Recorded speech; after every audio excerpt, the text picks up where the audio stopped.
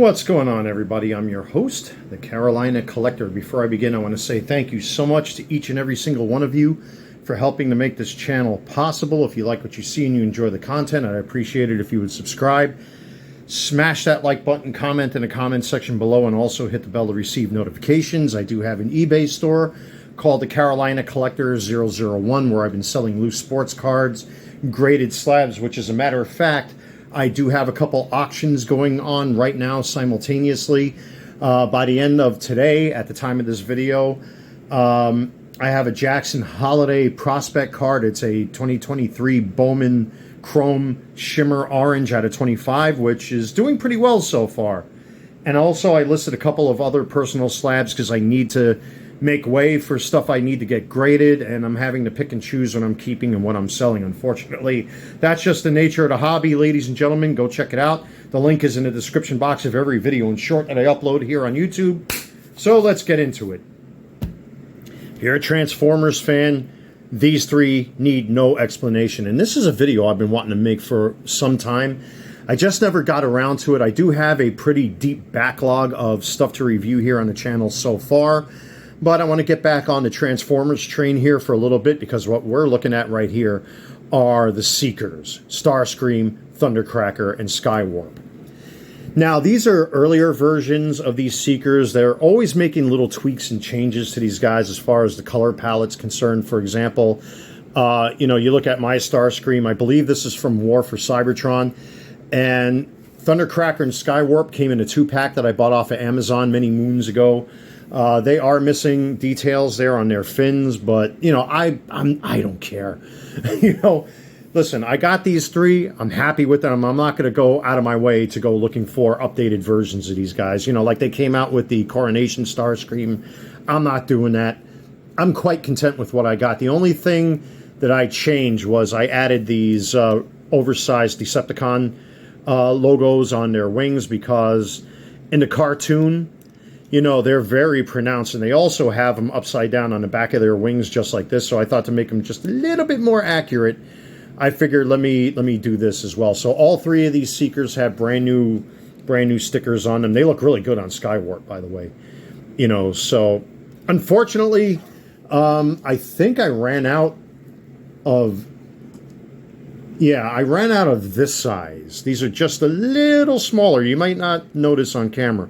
These are just a wee bit smaller than these guys, but that's fine. I don't care.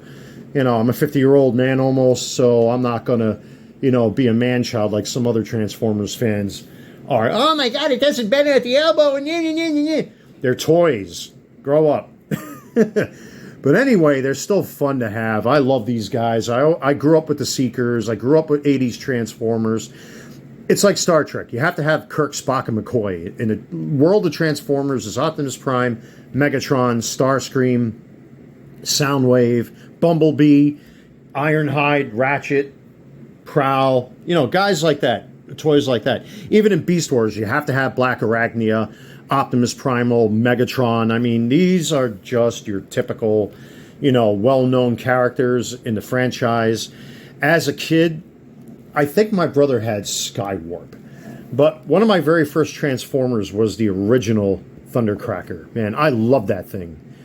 Unfortunately, as a kid, I never got Optimus Prime. I did get Optimus Prime and a couple other Transformers when I was a kid, but he was my first. Well, not this exact one. If you've ever seen a G1 Thundercracker, you know that these modern-day bots, my God, the articulation that they got, there's almost nothing you can do with nothing you can't do with these guys.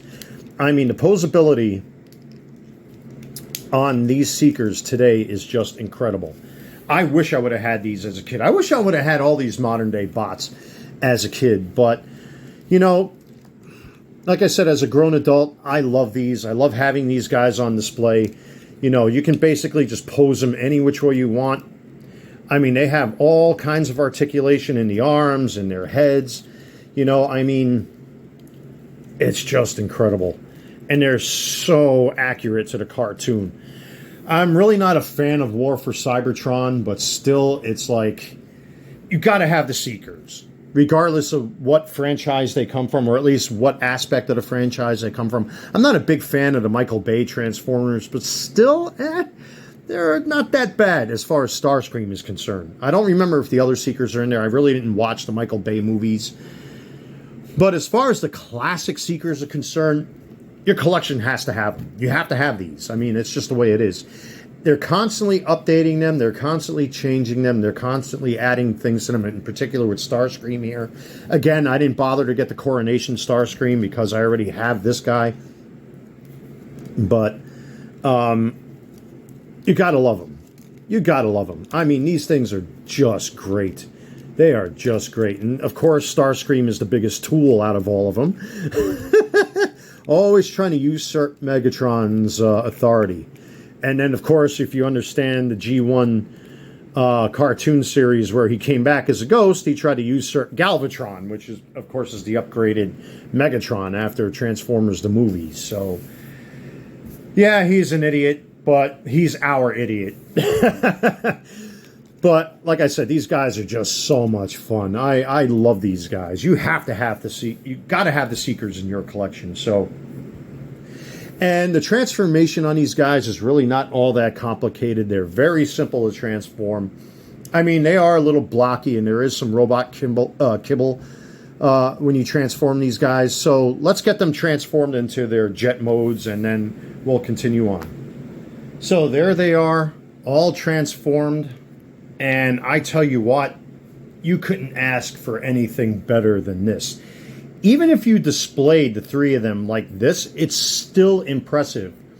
And again, I used to own Thundercracker when I was a kid. I mean, as an older adult later on, I did have all three Seekers in their reissued forms, what have you, back in the days when they were doing the anniversary editions, etc. But having these Seekers like this, in modern times, with the engineering that's gone into these, they look so awesome. You know, the robot kibble is hidden pretty well, even though there's still a little bit of kibble under there. It's not that bad at all. I can live with that. These guys are just beautiful. Skywarp is just incredible. I love the way this looks. Look at how nice that came out after you transform them. And then, of course, we got Starscream! Well then, Megatron or Megabun? I can't do Starscream for the life of me. I can only do that once or twice before my throat blows out. But I love it with those Decepticon symbols on there, because the tamper-graphed ones, even though they're kind of okay, they're really not so prominent. That's why I did it like this. So basically, I'm just covering up the tamper-graph Decepticon logos. Technically, these should be right here, but I mean, again, I don't care. That doesn't bother me at all. Now, I don't know about any of you if you own the Seekers. Just like with most Transformers, I believe the Netflix sound waves suffered from this. My Thundercracker is beginning to exhibit discoloration in certain parts of it. You see it here, here, here on these two tail fins, and in the shoulder joints. You might not be able to see it because now he's in his robot form, but you could, I don't know if the camera can pick it up, but there's definitely a color difference. You could see it here. This is the joint where you have to tuck away his head into the nose cone, into the cockpit. But I don't know if I'm going to go out of my way to get another Thundercracker. I mean, it doesn't really bother me because I have these as shelf pieces anyway. They're more like statues to me. I mean, every so often I pick them up and mess with them like I'm doing right now, but I don't know if I'm going to, you know, break my chops to go out of my way to get another Thundercracker. I think they're actually reissuing the Seekers again. Leave a comment in the comment section below if you are a Transformers fan. I do keep up with some Transformers news, but, you know, I'm really...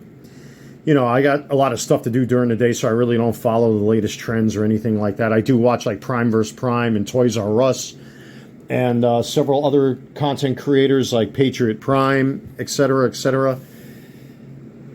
But regardless and despite that, let's get them back into their robot modes and I'll give you my final thoughts. Well, there you have it.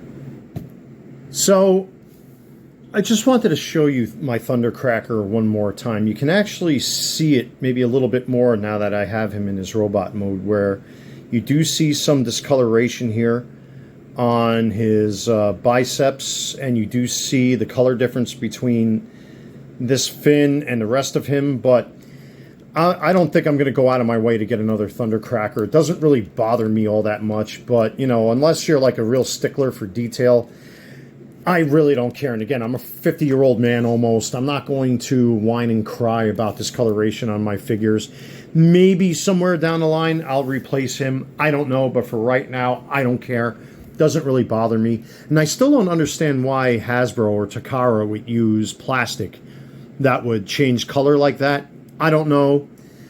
It is what it is, but, you know, I don't mess with these guys too often. They've been sitting up on my shelf since I first got them. I've transformed them only a very few times, including in this video. So the parts are very tight. There's nothing wobbly. There's nothing loose on these guys. I mean, I could shake around Thundercracker here, do a jobby to Hong. You know, they don't shake. They're not loose. They're very tight, which is great. But they're a lot of fun. There's no parts forming with the exception of their arm cannons. Everything folds up nice and neat. You know, unlike their original G1 counterparts where the wings would pop off, you have the option of placing their tail fins on their legs, or you take them off. You could do what you want with those. With these, they're attached. But it really, all three of these guys fold up into themselves really well. The transformation is really not that complicated. You may have to finagle the forearms just a little bit. They can get a little tricky sometimes, but once you get the hang of it, you can transform these guys back and forth with your eyes closed. They're a lot of fun, and if you're just starting off with the Transformers hobby, I would definitely recommend these Seekers. I mean, these three in particular, they have all different kinds of versions, like I mentioned before in this video.